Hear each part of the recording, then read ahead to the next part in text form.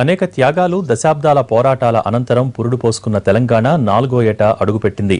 అవతరణ దినోత్సవం సందర్భంగా ఇటు హైదరాబాద్లోనూ అటు జిల్లాల్లోనూ సంబరాలు అంబరాన్నంటాయి. 3 ఏళ్లలో రాష్ట్రం సాధించిన ప్రగతిని ఈ సందర్భంగా వివరించారు ముఖ్యమంత్రి కేసీఆర్.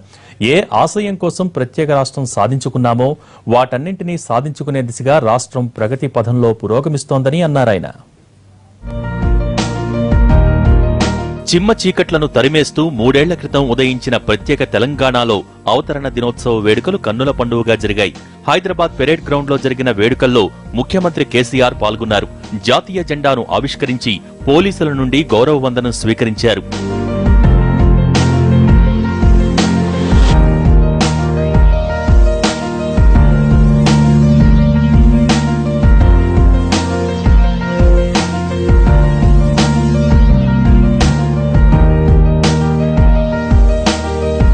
రాష్ట్ర అవతరణ జరిగాక అతి తక్కువ సమయంలో సకల జనులకు సంక్షేమం పంచామన్నారు సీఎం కేసీఆర్. పేద ప్రజలకు ఆత్మవిశ్వాసం పెంచామని, సంక్షేమంలో సింహభాగం పేద ప్రజల కోసమే ఖర్చు చేస్తున్నామన్నారు. తెలంగాణ వచ్చే నాటికి అస్తవ్యస్తంగా ఉన్న పరిస్థితుల్ని చక్కదిద్దుతున్నామని అన్నారు.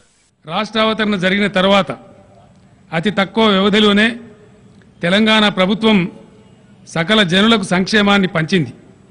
పేద ప్రజలలో ఆత్మవిశ్వాసాన్ని పెంచింది. 40,000 కోట్ల రూపాయలతో 35 సంక్షేమ పథకాలను అమలు చేస్తున్నది.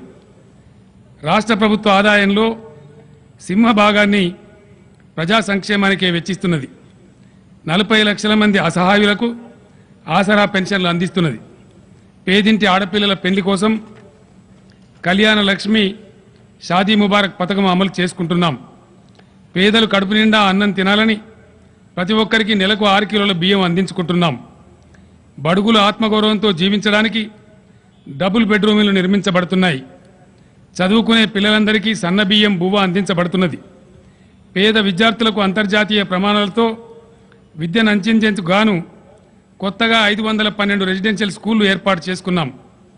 ఎస్సీ మహిళల కోసం ప్రత్యేక రెసిడెన్షియల్ డిగ్రీ కళాశాలలు నడుపుతున్నట్లే వచ్చే విద్యా సంవత్సరం నుంచి ఎస్టీ మహిళా రెసిడెన్షియల్ డిగ్రీ కాలేజీలు ప్రారంభిస్తున్నామనే సంతోషకరమైన విషయాన్ని మీతో పంచుకుంటున్నాను. తెలంగాణ ఆవిర్భావ దినోత్సవం సందర్భంగా అమరవీరులకు సీఎం కేసీఆర్ ఘన నివాళులర్పించారు. అసెంబ్లీ ఎదురుగా ఉన్న గన్ పార్క్ చేరుకుని అమరవీరుల స్తూపానికి అంజలి ఘటించారు. అమరవీరుల త్యాగాలను స్మరిస్తూ 2 నిమిషాలు మౌనం పాటించారు. సీఎంతో పాటు వివిధ పార్టీల నేతలు గన్ పార్కులో అమరవీరులకు నివాళులర్పించారు.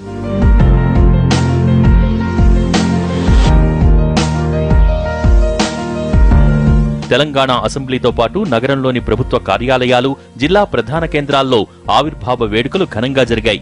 అటు వివిధ పార్టీ కార్యాలయాల్లో జాతీయ జెండాను ఆవిష్కరించి అవతరణ దినోత్సవ వేడుకలను జరుపుకున్నారు నేతలు.